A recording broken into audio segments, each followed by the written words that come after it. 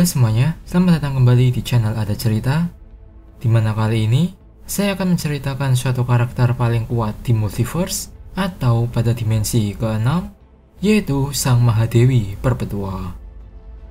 Sebagai entitas paling kuat di alam semesta dan sumber dari segala krisis bagi multiverse, terutama di cerita The Dark Knight Death Metal. Lalu, seperti apakah penggambaran sosoknya? Namun sebelum masuk ke cerita, mohon dukungannya untuk channel ini, untuk subscribe dan share video ini, agar banyak yang tahu akan konten dari channel ini. Karena tentu saja, untuk perkembangan kualitas konten video yang lebih baik lagi. Dan kalau sudah, langsung saja mari kita mulai alur ceritanya.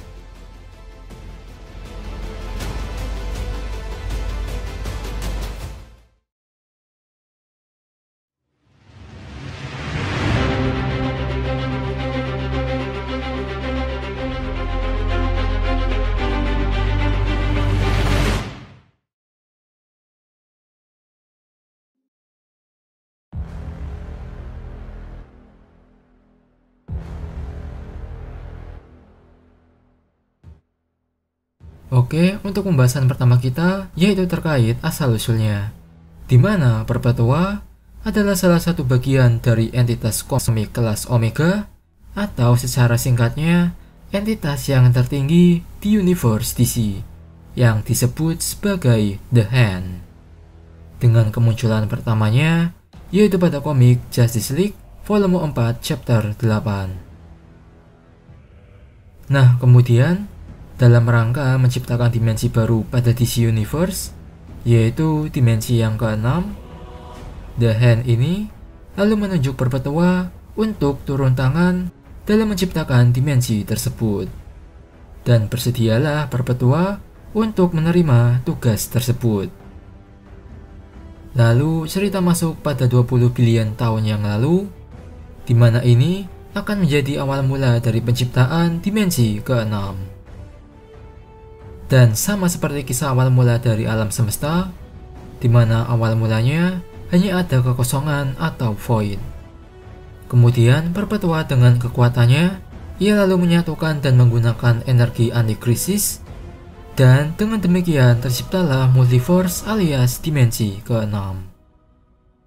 Selanjutnya, karena Perpetua tak mau repot mengurusi alam semesta yang begitu luas, ia pun lalu menciptakan 3 entitas yang nantinya akan membantu dirinya untuk mengurusi dimensi ke-6 ini, di mana mereka semua yaitu The Monitor alias Marnovu, The Anti-Monitor alias Mobius, dan terakhir The World Forger alias Alpheus.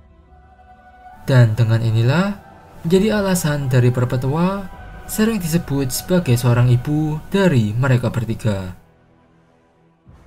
Oke, lanjut.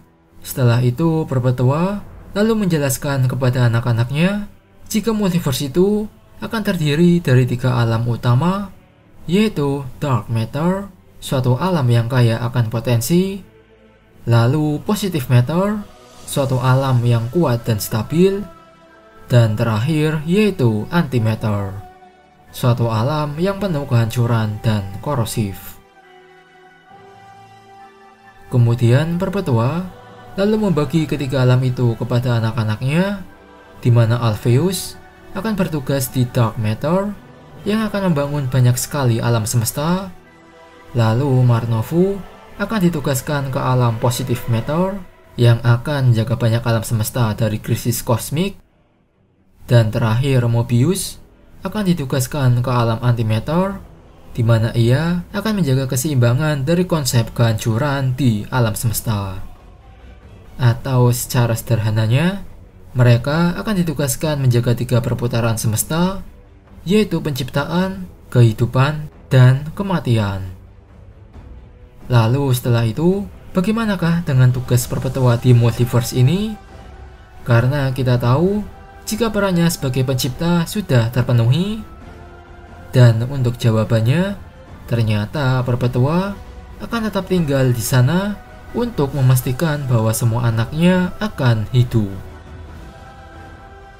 Nah, selanjutnya, cerita akan masuk ke 15 miliar tahun kemudian, di mana saat itu Marnovu sedang mencari keberadaan ibunya dengan menanyakannya kepada Alpheus.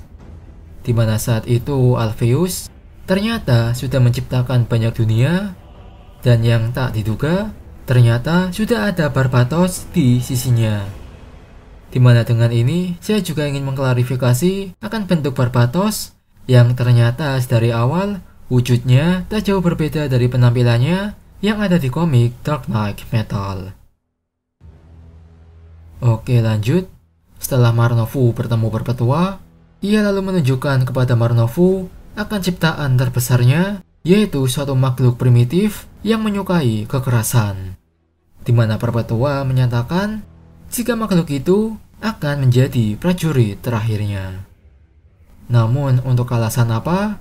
Ternyata semua itu untuk menciptakan rasa ketakutan yang kekal dalam peperangan.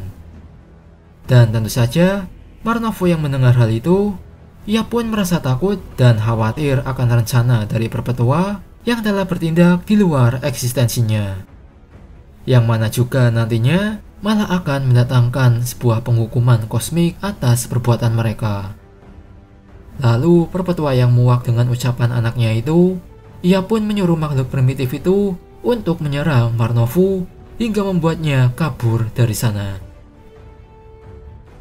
Dan selanjutnya, cerita akan berada 200.000 tahun kemudian, di mana Marnovu memberitahu saudara-saudaranya akan hal yang telah dilihatnya dan meminta agar mereka setuju untuk memanggil Judge of the Sword, atau mudahnya suatu badan penghakiman dari Omniverse, yang terutama untuk melaporkan perbuatan dari Perpetua.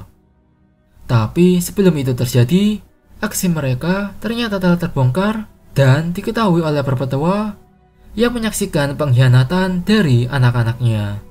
Dan ia pun mengutus para Apex Predator, yaitu makhluk primitif sebelumnya, untuk menyerang mereka bertiga. Tapi untungnya The Surge berhasil menerima panggilan dari mereka bertiga, dan datanglah The Cosmic Raptor untuk menghentikan rencana dari Perpetua. Dan tak sampai di situ, Perpetua ternyata tak sanggup menghadapi The Raptor, dan ia bersama prajuritnya, mereka pun ditekan hingga tak bisa melawan, dan dikurunglah mereka di dalam The Sword Wall. Dan cerita ini akan ditutup dengan The Hands yang akhirnya menciptakan kembali multiverse milik Perpetua dan membuatnya bisa berkembang tanpa adanya gangguan lagi. Lalu untuk nasib dari ketiga anaknya, Alpheus masih akan jadi The World Forger dengan menciptakan berbagai macam dunia. Meskipun di masa depan, ia akan berakhir tragis dengan dihancurkan oleh peliharaannya, yaitu Barbatos. Dan akan jadi krisis besar dari Dark Multiverse, yaitu Dark Knight Metal. Kemudian begitu pula untuk Marnovu dan Mobius, di mana kejadian ini akan menjadi konflik pertama di antara mereka berdua, karena dengan kejadian ini, wilayah alam yang dijaga oleh Mobius akan menjadi terbatas karena adanya The Sword Wall.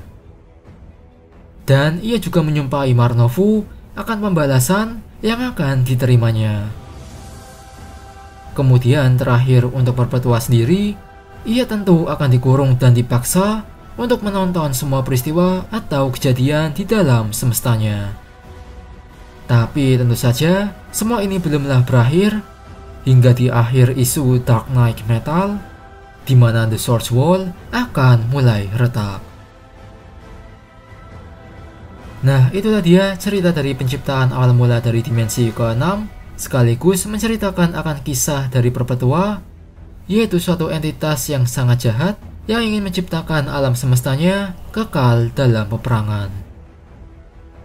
Dan tenang saja, karena kisah dari Perpetua ini tak akan berakhir sampai di sini, karena di cerita berikutnya, ia akan bangkit kembali dan akan jadi suatu teror besar bagi kelangsungan dari dimensi ke-6, yang puncaknya akan ada di isu Dark Knight Death Metal. Oke, bagian terakhirnya dari cerita ini, yaitu kekuatan yang dimiliki oleh Perpetua, yaitu beberapa di antaranya. 1. kemahakuasaan, yaitu sebagai makhluk paling kuat di multiverse bahkan di omniverse. Kedua, dapat mengubah realitas seluas multiverse. Ketiga, kekuatan penciptaan, penyerapan, dan rekonstruksi energi semesta. Keempat, kekuatan penciptaan maupun rekonstruksi makhluk hidup. Kelima, kekuatan super strange, telepati, telekinesis, dan keabadian.